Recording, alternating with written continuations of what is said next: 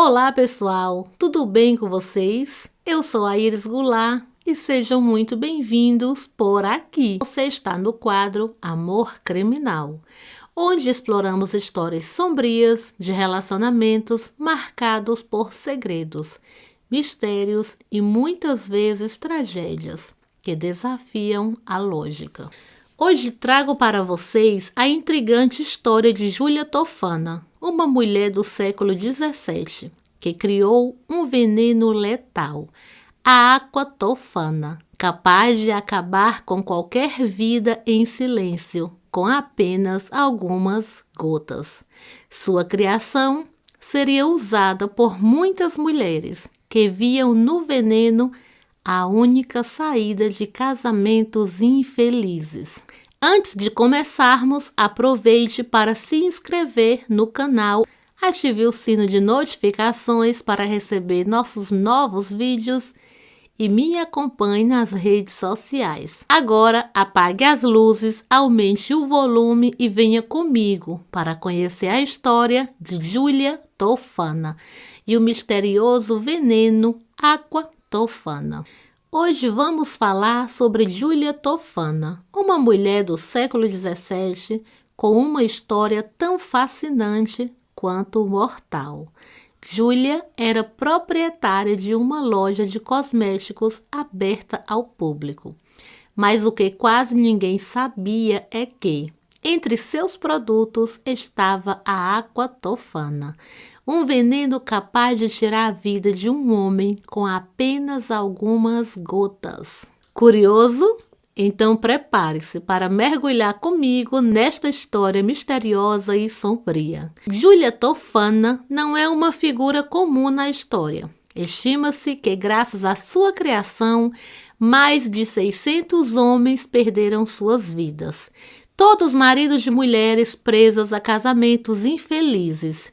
Júlia não apenas ofereceu um meio de libertação para essas mulheres, mas também fornecia instruções detalhadas para garantir que o segredo permanecesse absoluto e ninguém suspeitasse delas.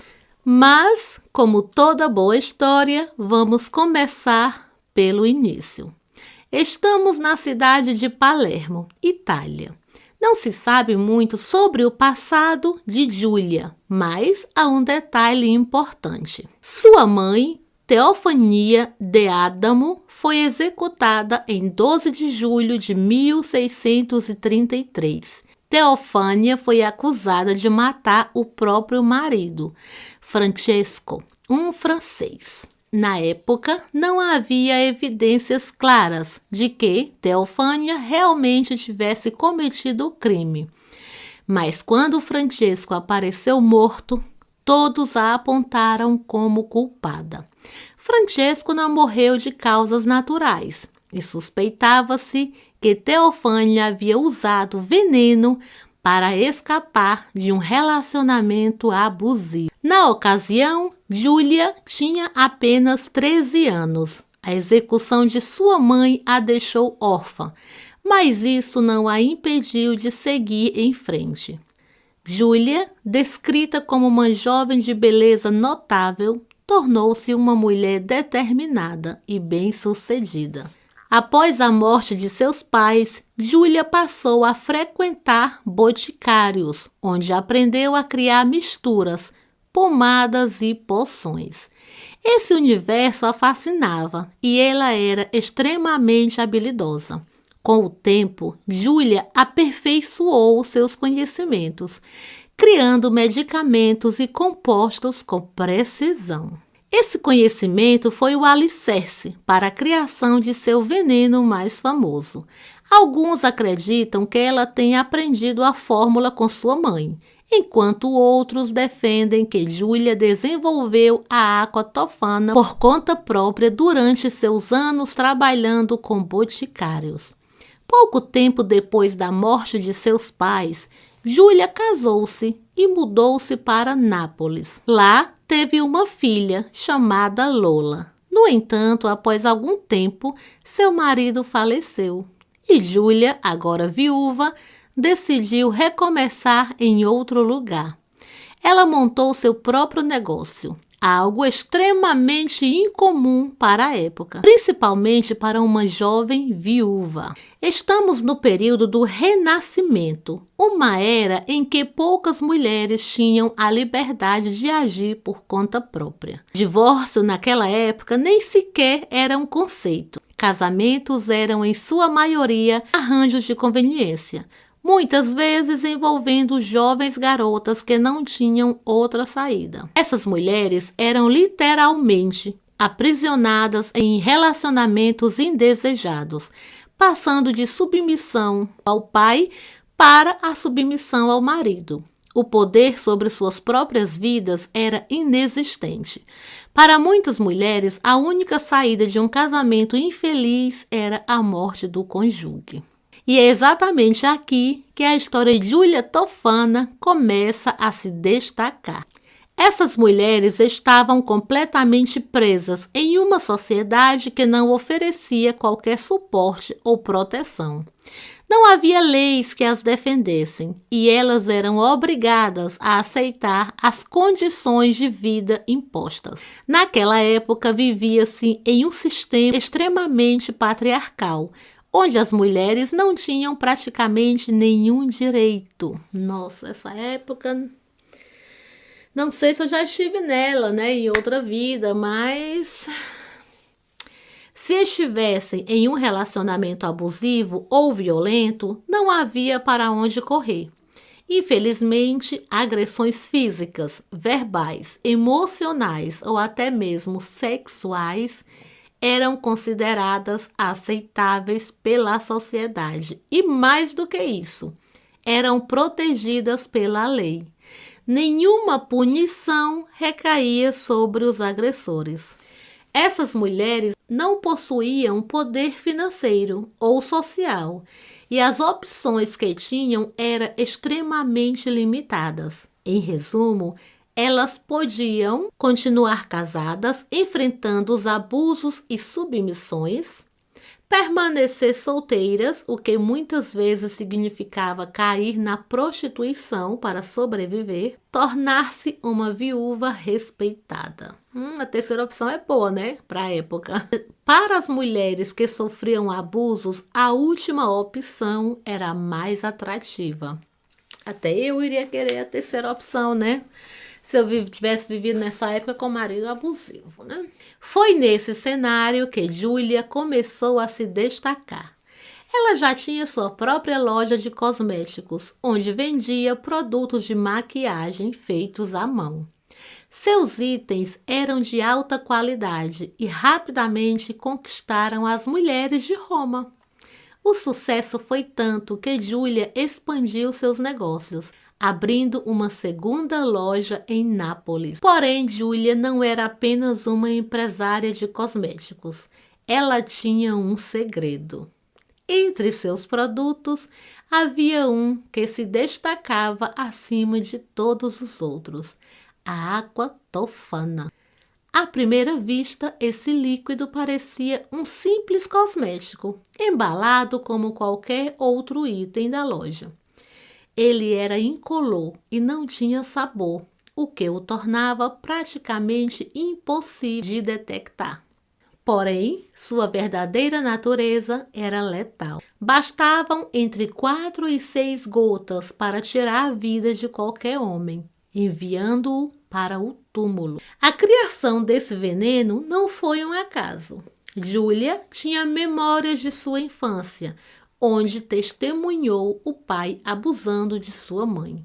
Essas lembranças a marcaram profundamente e a motivaram a ajudar outras mulheres que viviam em situações semelhantes.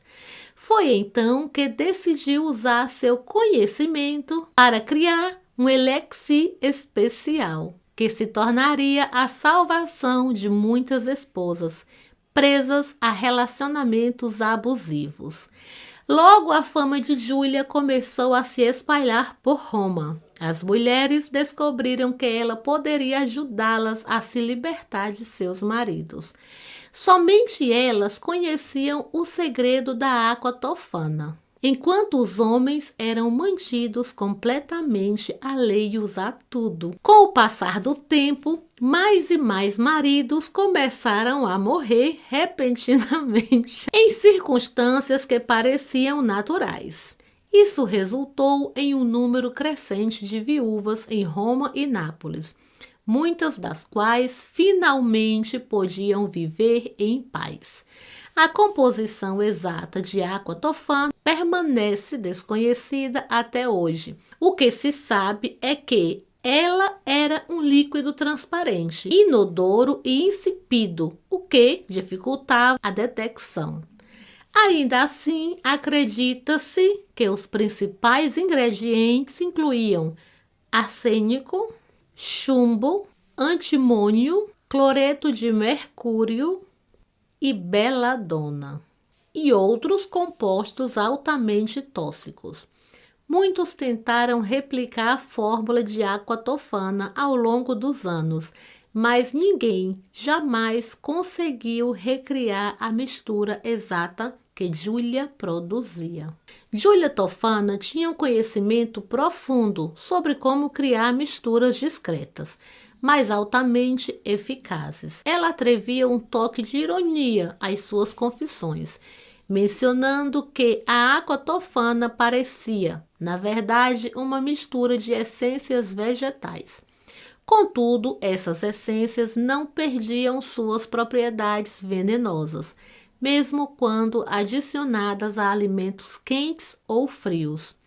A velocidade dos sintomas e o tempo até a morte dependiam diretamente da quantidade administrada. Giulia instruía suas clientes a serem extremamente cuidadosas com as doses. Essas estratégias faziam com que o veneno fosse quase indetectável, o que era essencial para garantir o sucesso do plano. Curiosamente, o arsênico e outros venenos presentes na fórmula de água tofana também eram encontrados em pequenos traços em cosméticos da época, como pomadas e colírios. Um exemplo era o uso de beladona nos olhos, que dilatava as pupilas. Isso era considerado extremamente atraente e as mulheres da época procuravam imitar essa aparência.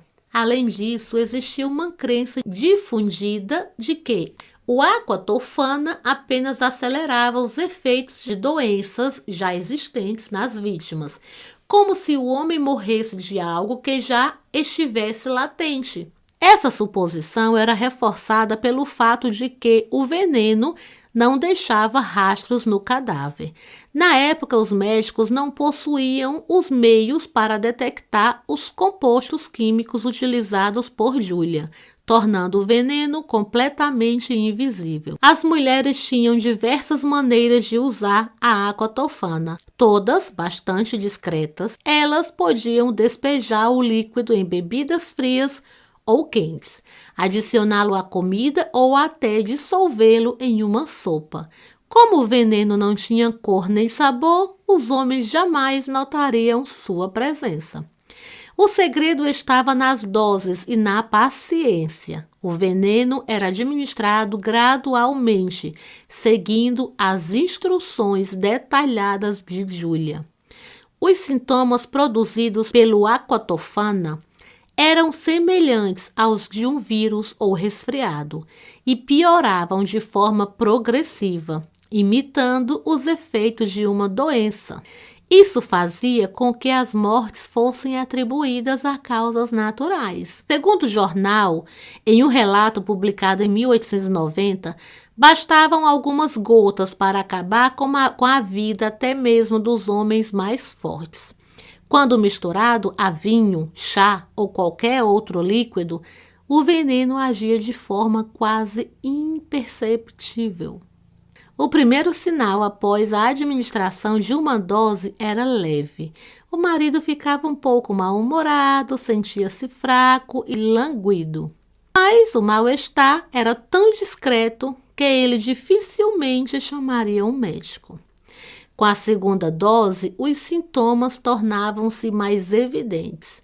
A fraqueza e o cansaço aumentavam, o que fazia o homem precisar repousar por mais tempo. A febre subia e ele provavelmente acabaria confinado à cama, acreditando estar lidando com uma gripe severa ou infecção comum. A terceira dose era mais cruel. Os sintomas agora eram inconfundíveis. O paciente sofria de fortes dores no estômago, uma sensação de queimação intensa, colite, cólicas e vômitos. Isso causava desidratação severa, levando o corpo à exaustão. Finalmente, a quarta dose era a letal. O paciente sucumbia à combinação de sintomas que já havia debilitado completamente o corpo, levando-o à morte de forma aparentemente natural.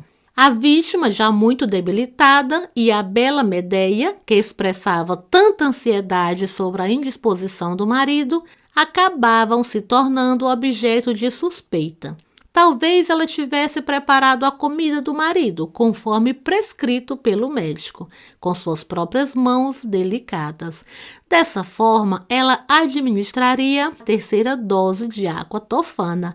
O médico ficaria completamente perplexo ao ver que a doença, aparentemente simples, não cedia aos remédios, e enquanto ele ainda não sabia a natureza da doença, outras doses seriam administradas, até que, finalmente, a morte o levasse. Os médicos diagnosticavam as vítimas com doenças comuns que, misteriosamente, pioravam de forma inexplicável, até que se tornarem incuráveis.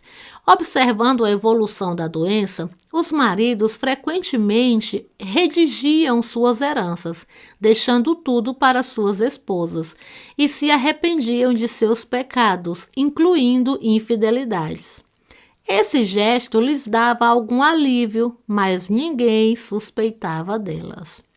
Na verdade, Júlia Tofana era quem orientava as mulheres sobre o que fazer e o que dizer, como deveriam se comportar e como reagir à morte de seus maridos.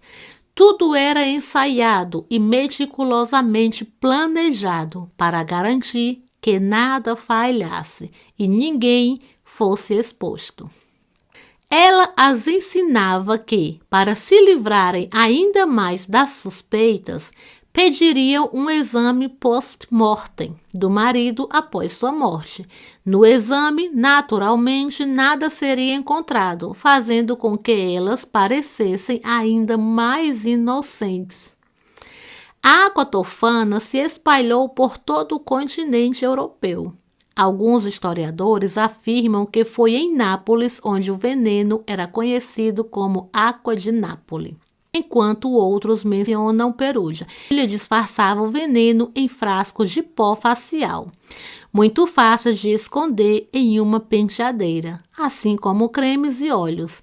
Esses produtos eram negligenciados pelos homens de época, que raramente prestavam atenção no que suas esposas usavam.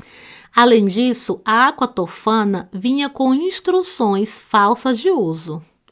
Como qualquer outro cosmético da época, o veneno também era disfarçado como um óleo curativo, alegando ser maná de Nicolau de Bari, um posto remédio derivado dos ossos de um santo. Este produto era muito comum nas casas de mulheres da época, especialmente em Nápoles. Não havia nenhuma senhora na cidade que não tivesse um pouco dele, discretamente colocado entre seus perfumes. Júlia Tofana não vendia sua maquiagem milagrosa para qualquer pessoa, mas principalmente para mulheres de classes sociais mais baixas, que estavam presas em relacionamentos abusivos. No entanto, em algumas ocasiões, ela também vendia para mulheres de classe mais alta que, embora com maior status, não tinham liberdade de escolha e estavam igualmente presas em casamentos abusivos.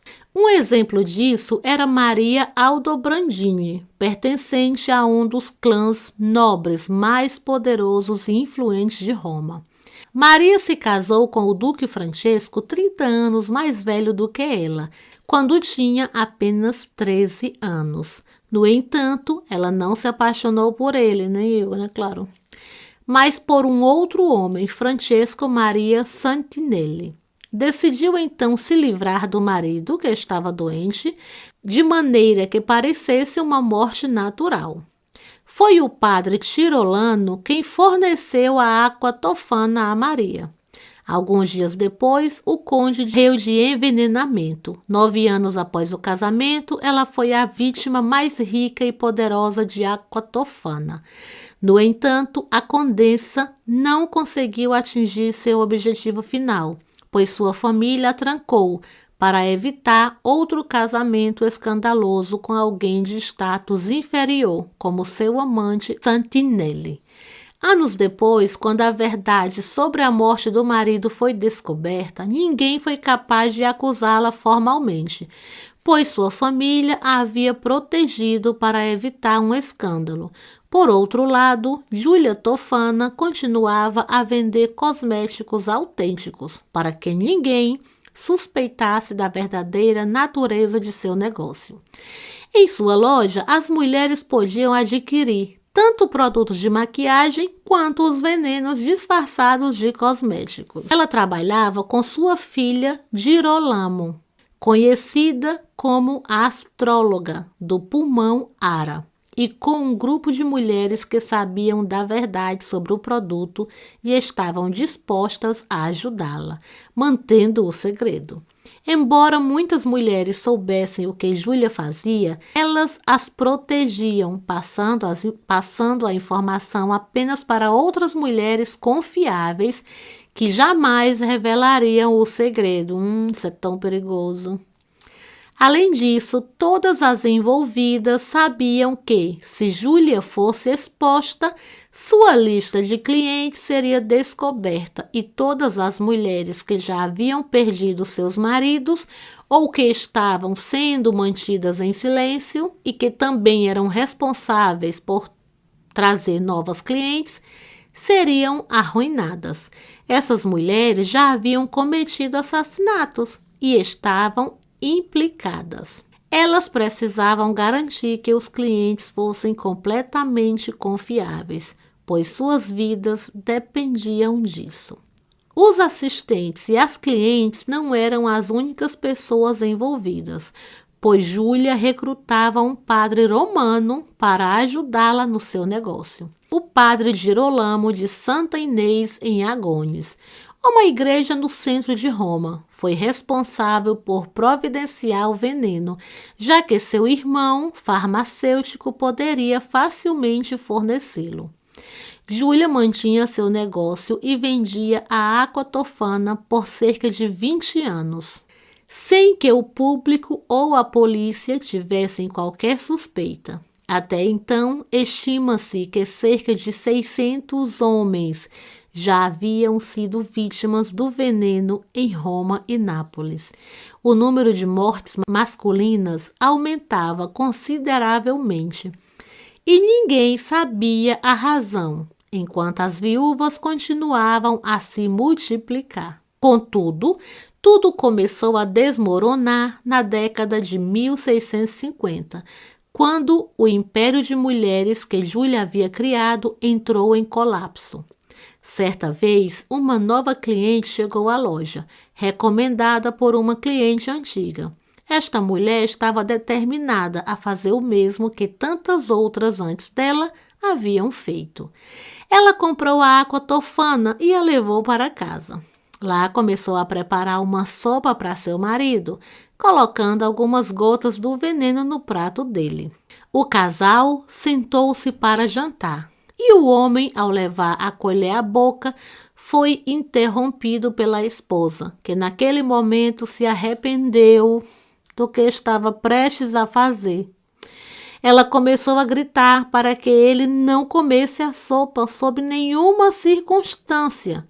O marido, surpreso, perguntou o motivo, mas sua esposa não queria revelar a verdade nem expor os responsáveis.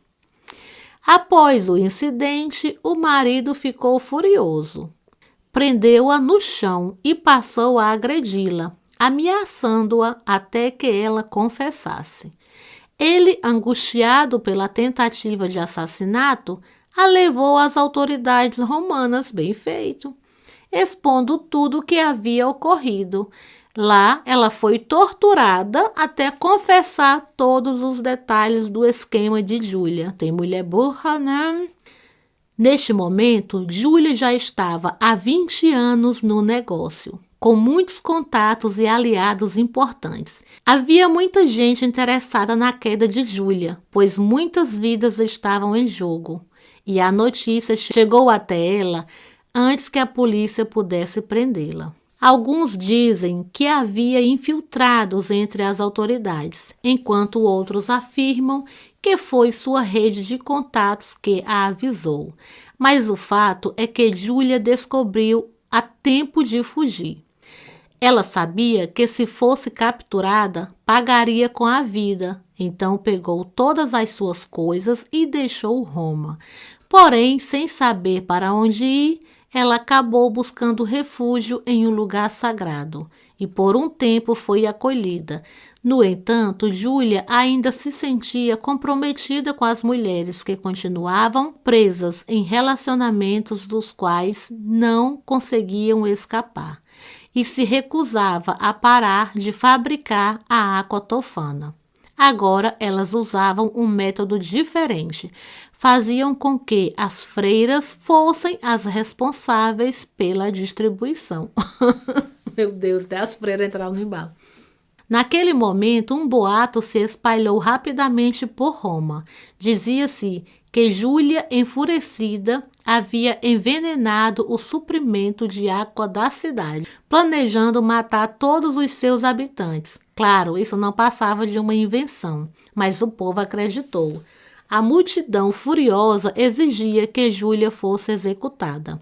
Descobriram também que ela havia se escondido em uma igreja e decidiram forçar a entrega de Júlia. O povo ameaçou invadir o local e, temendo a violência, a igreja concordou em entregá-la às autoridades. Júlia foi levada para uma masmorra onde foi forçada a usar botas de chumbo e passou por dias de tortura intensa.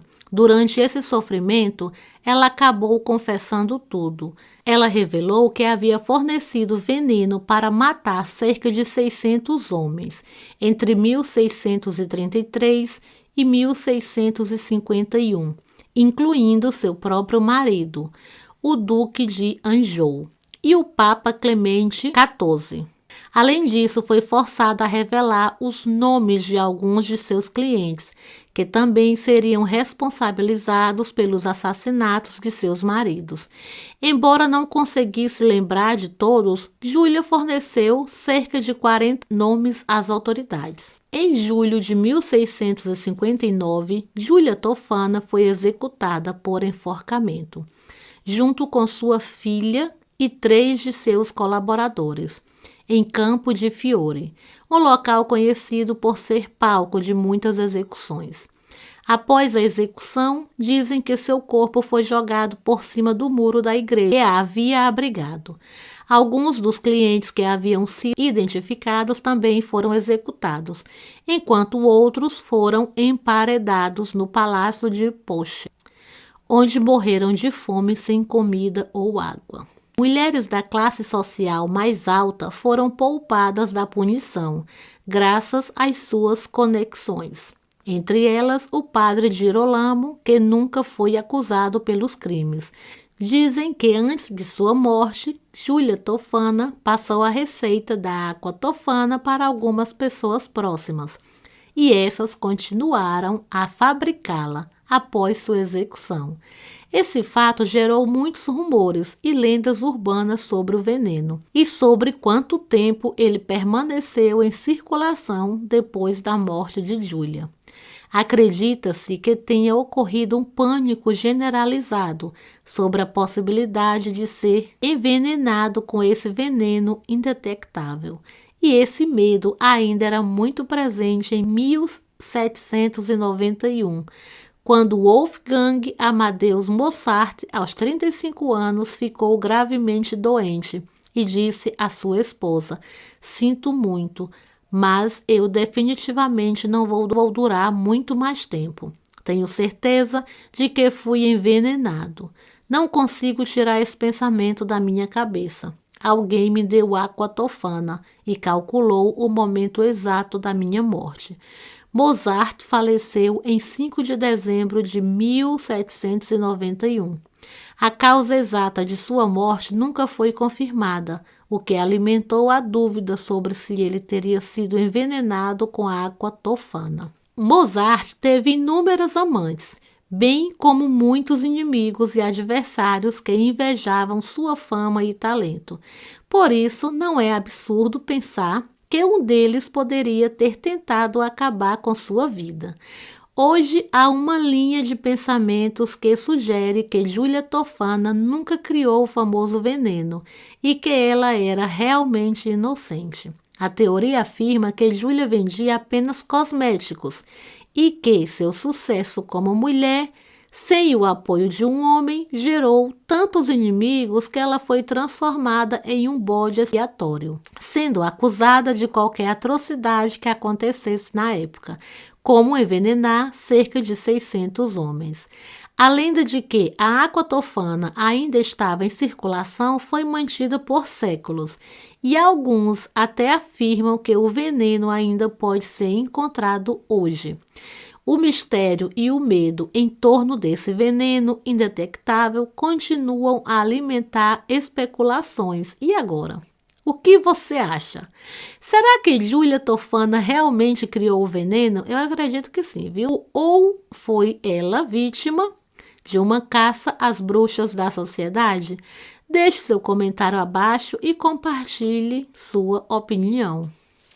Essa história eu quis trazê-la para o canal agora, porque tá aí, aconteceu, né? Esse caso aí no Brasil, com essa nora que envenenou, supostamente envenenou o marido em setembro, e agora no Natal, né? Envenenou a sogra e alguns parentes da família, né? Pelo que eu vi nas redes sociais, já morreram 3 pessoas, a sogra conseguiu sobreviver, parece que a criança também. Então, estão falando muito desse caso agora no Brasil e a polícia no Brasil deu o nome a essa operação de água tofana por conta desse caso. Então, quis trazer esse caso aqui para vocês. É um caso que é muita lenda, assim, parece muita lenda, né? Mas que aconteceu mesmo. Eu tava vendo uns canais, né? Que eu moro na Suíça, mas meu marido é italiano. Nós temos casa na Itália também. Eu passo férias, eu tenho uma casa de verão, né? Veraneio na Itália. E eu estou sempre na Itália todo ano, às vezes vou até 2 vezes no ano. E então, assim, todo mundo que você pergunta fala que realmente essa história existiu, verdade, né? Principalmente ali no sul, né? Nápoles, Calabria, meu marido tem a casa, a gente tem a casa na Calabria, meu marido é calabrês. Então, realmente é uma história assim muito forte, né? Muito forte. Eu tava vendo esses vídeos, né, em italiano e muitos vídeos em italiano, muitos canais aqui no YouTube em italiano falam sobre esse caso. Então, eu quis trazer para aproveitar o momento aí. E aí, o que que vocês acharam? É complicado, né? Deixa aqui no comentário a sua opinião. É isso, pessoal. A gente se vê em um próximo vídeo. Vou tentar trazer 3 vídeos semanais. Não estou garantindo, mas vou tentar.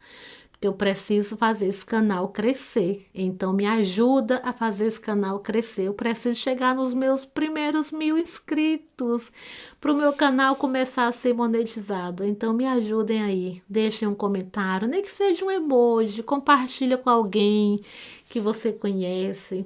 Se inscreve se você não for inscrito. Não custa nada, é de graça, tá bom? Muito obrigada. A gente se vê no próximo vídeo. Tchau!